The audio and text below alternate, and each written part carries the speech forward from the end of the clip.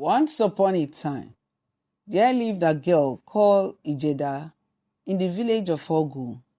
She lived with her father and stepmother in a house at the extreme end of the village. Her mother had died since she was 2 years old, and because her father loved her mother so much, he had refused to marry again, despite the fact that he had her as his only child. But as time went by, the mouth of the world made him to think twice and come up with the mind of getting another wife when Ijeda was 13 years old. Your daughter needs a mother to guide her now that she'll be coming of age, some of the villagers advised. At least, the woman will be a good mother to Ijeda and guide her in choosing the right husband. When the time comes, others will say.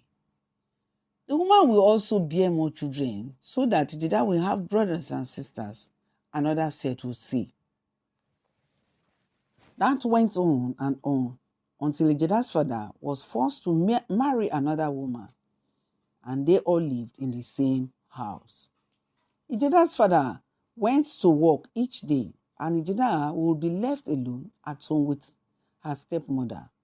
That happened each day, and thus she stayed until her father returned in the evening after work. But instead of having the joy of motherhood from her stepmother, it turned out to be a relationship of hatred and nightmare. It had been almost 2 years now that her stepmother had been married to her father, and she had not born any child yet.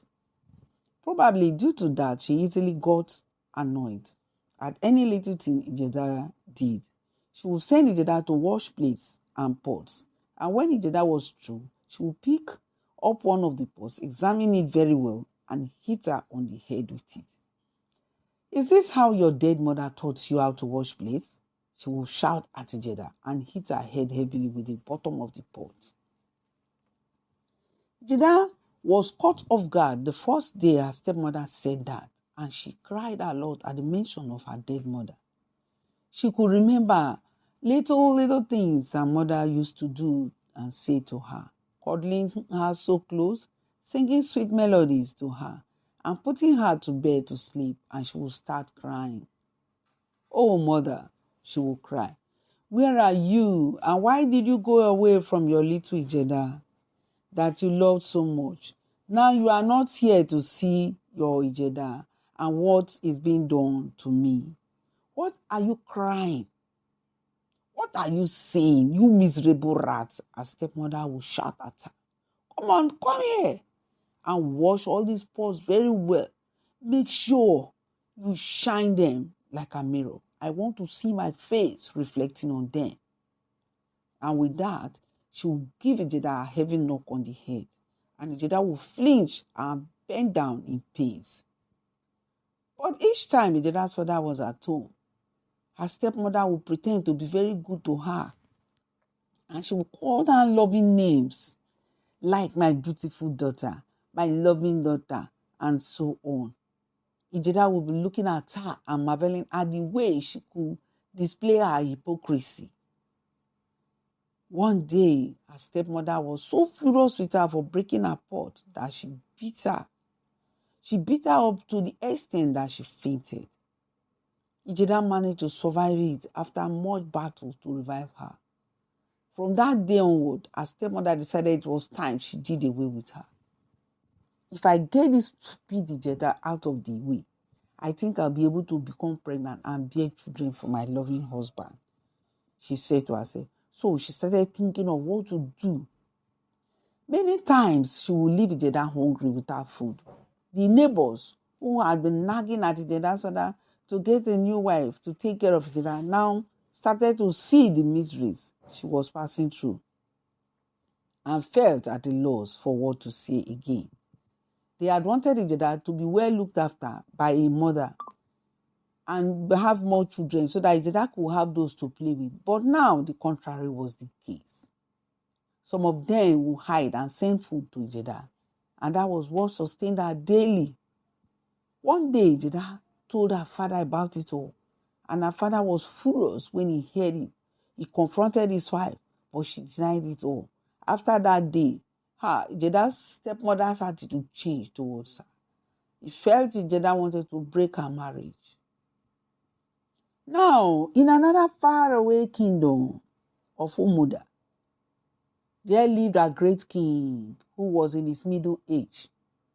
He had been ruling his kingdom for more than 27 years and was seriously ill on a sick bed. His heir and only son, Jenu, was put on the throne to rule the kingdom while his father was being treated of the ailment. Jehu was young and unmarried. He was 24 years old and was completely worried at his father's ill health. He didn't want his father to die because he felt his father was too young, and moreover, he was not ready yet to take over the rulership of the kingdom. So he kept praying for his father to get well and go back to the throne to rule his people. One day, the diviner taking care of his father called him and said, Jenu, for the king to get well, we will need a leaf called the golden leaf. And the leaf can only be brought to him by his son. And you are his only son, so it has to be you. So the oracles have instructed. That's all right, great one, Jenu replied, smiling. How does it look like? Let me go to the backyard and get it. He was happy that a remedy to cure his father had been found at last. But his heart was shattered by the words that came out of the medicine man's mouth later. Son, the medicine man said, it's not something you can get at the backyard, but you have to cross 2 rivers, 7 mountains, and many villages to get it. It's in the hands of someone that is as precious as gold. He described the way the leaf looked like by drawing its shape on the ground and giving him instructions that the leaf must not touch the ground after being collected. What? Exclaimed Jenu. What in the world's name does that mean? And how in the world am I going to go on such a journey that I've never been in the whole of my life before? He shouted. He was worried. You are to go alone, my son, and you must set out as early as tomorrow. Otherwise, your father will not survive the illness. The medicine man said, shaking his head. In understanding, as he looked at the prince, and his mind was going topsy-turvy. In order to make his father okay, well and strong, to rule over his kingdom once more, Jenu decided to follow what the diviner had said, if that was what would make him recover. So he got ready, and the next morning set out on the journey. Ijeda's father traveled to a nearby town in that part of the village where Ijeda existed to do some work. And so she was left alone with her stepmother for the 4 days her father would be away. She tried everything she could to please her stepmother, but that did not even go well with the woman. Her stepmother had other plans behind her head, and that was to do away with Ijeda as quickly as she could before her husband returned from the journey. She bought some poison to put in Ijeda's food. When her husband had left, she sent for her 2 younger brothers, and when they came, she discussed something with them that Ijeda did not know. At lunchtime, she served her brothers food and also put some in her plate for Ijeda. In Ijeda's food, she poured the poison she had bought into it and gave it to her to eat. Ijeda ate the food without knowing, and as soon as she finished eating the food, she started wriggling in pains. She could not bear it any longer. And immediately Ijeda knew that it was poison that had been put in the rice she was given to eat by her stepmother. And she began to cry. Father, she cried, oh, Father, come and save me. My stepmother has poisoned me and I'm dying. I have no one to help me. Father, where did you go? Please come back and help me. Mother, where are you? Come and help me from the land of the dead. If there is anything like that, your daughter is dying, mother. Come on, shut your dirty mouth, shouted her stepmother. It's better you die like your dead mother and let me have some peace in this house and have my children. You are an idiot. Ijeda looked at her stepmother and shook her head sorrowfully, knowing her stepmother must have tampered with her food. She knew that she was going to die and felt that she had to say her mind. She said, "Stepmother, I've tried all I can to make you happy. I've called you my mother. I've tried everything, but you have hated me instead. And you have poisoned my food to kill me. Even if I die, my Creator will always judge you to the last days of your life." Her stepmother was surprised to hear such cruel words from her mouth. She raised up her right hand and gave her a dirty hot slap on the mouth. And Ijeda flinched. She fell to the ground with her thud on the floor and started rolling in pain. Her stepmother paid her no attention as she wriggled there. Instead, she called her younger brothers to come in and instructed them to carry Ijeda out of the house through the back door. She told them to carry her as far as they could away from the village and dump her anywhere to die. Dump that stupid girl to die. She's disturbing my marriage. She's disturbing me from having children, she said. The two men that are brothers carried the half-conscious Ijeda out through the back door, passing through the bush paths that led to the next village. They passed through the outskirts of two villages and at the end of the third village dropped Ijeda roughly on a lonely path. Ijeda, in a half-conscious state, grabbed hold of a nearby plant as she was falling from their hands. Her hands came away with some leaves of the plant before she finally landed on the ground. She began to roll in pain, and she was tossed rolling unconscious when she finally passed out. The road was totally devoid of anyone. There was silence everywhere. The bush was dense, and the men, on noticing this, were happy that the assignment given to them was completed. They kicked her with their feet and saw that she was no longer moving. So they headed back home to tell their sister that Ijeda was dead. Jenu had walked across many rivers. Jenu the prince, who wanted to save her father, had walked across many rivers, mountains and villages by now. He had been on the journey for a week and 3 days and was very tired. He had not sighted any leaf, any golden leaf. He had never seen anyone with any leaf in their hands. And the diviner had said that the leaf was in the hands of someone. How was he going to see that person and collect the leaf from? He wondered. He was happy he had come along with some food anyway and water. Each time the water he carried was finished, he would fetch some from the rivers he passed through. He had come across many obstacles on the journey and was happy he had also come along with some medicines that could neutralize poison from bites of animals and other poisonous plants he ate as he moved along. Each night, after drinking the water he fetched from the village, the rivers, and eating some plants he saw along the way, he would drink the medicine to avoid being poisoned. He suddenly became very tired and was stumbling as he walked. He decided to sit down a while and he sat down on the ground. He rested his head on a tree trunk and shut his eyes. He was completely tired. He was about to doze off when his eyes flickered open and he noticed the form of a person close to him. He looked around. He still noticed the form very close to him. He used his right hand to wipe his face to be sure if he was actually seeing a human form or hallucinating. And behold, it was really a human being. He managed to carry his weak body up and cautiously moved towards where the body lay.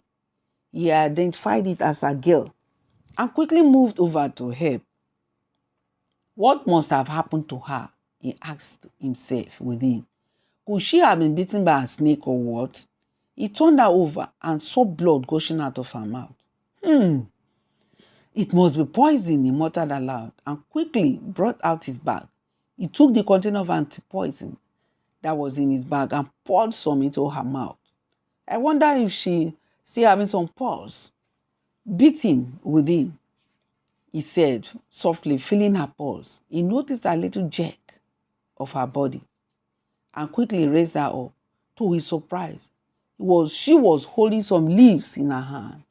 He opened her palm slowly, and behold, the leaves he had been searching for days and weeks now were right there in her palm. The golden leaf. The golden leaf at last.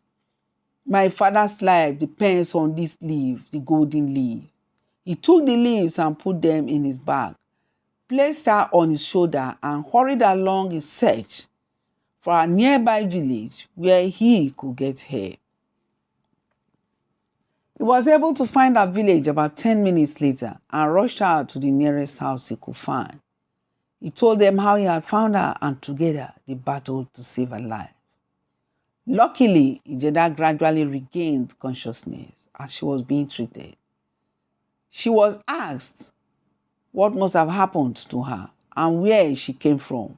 She told them her name, that she was Ijeda, and also called the name of her village. She narrated everything, what her stepmother had done to her, and everything that had been happening in the house. What? The villagers were surprised. Could there be people still like that in this world? They were able to identify the name of the village she came from, and together with the prince, they arranged a day to take her back home. Meanwhile, the prince had already fallen in love with Ijeda while he was taking care of her. And each time Ijeda opened her eyes would meet that of the prince. And they fell in love. When Ijeda told him everything that she had been through in the hands of her stepmother, he was left with no option than to tell her he was interested in marrying her. With what he heard from her, he would not let her remain in that village with such a wicked woman. Ijeda's father, on the other hand, had returned home from the journey to find that Ijeda had left home. His wife told him and other villagers that Ijeda had run away from home with her boy from another village to an unknown destination. He was sad to hear it and was furious at what his daughter had done. He demanded to know the boy, but his wife quickly said she did not know the family of the boy and where he came from. After much persuasion, he calmed down and accepted fate the way he saw it. But he was not happy with his daughter and decided to throw her issue out of his mind. While they were at home one morning, relaxing, the husband and the wife, Prince Jenu and some of the villagers who had followed him brought Ijeda home, and her stepmother was shocked and shivering as she saw Ijeda alive. Ijeda's father was also shocked to see his daughter too. Prince Jenu told Ijeda to tell everyone what had happened, and she told everyone. The commotion had attracted the neighbors and other villagers, and soon there was a large crowd at Ijeda's home. After her story had been told, Prince Jenu looked everywhere and told Ijeda's father that despite everything, and instead of leaving Ijeda in the hands of her wicked stepmother, he wanted to marry Ijeda and take her home back to his kingdom. The entire villagers that had gathered were happy to hear that. And they had been turned against Ijeda before at the story her stepmother had told them. They were not happy for her. They got hold of her stepmother as she was about to run and tied her to a tree. There they asked her the type of poison she had given to Ijeda. She told them when she saw that her life was at stake, they brought a similar poison and gave it to her to drink. Everyone stood there and watched her die in horrible pains. It was a great lesson to all other mothers in the village and environs to learn from. The prince and Ijeda got married, and as they were going back to his kingdom, Ijeda's father decided to follow them because he had nothing left again in the village. They got to Prince Jenu's kingdom, and the golden leaf was administered to his father, the king. He became well again, but Instead of going back to rule on the throne, he handed over the kingdom to Jeno to rule. Jeno was crowned the new king alongside his young wife, Ijeda, and she became the young queen of the kingdom. That is the end of the story. Please like, subscribe, and share the video. I will appreciate it so much if you will do that, and it will make this story, the African stories, to go wide to the consciousness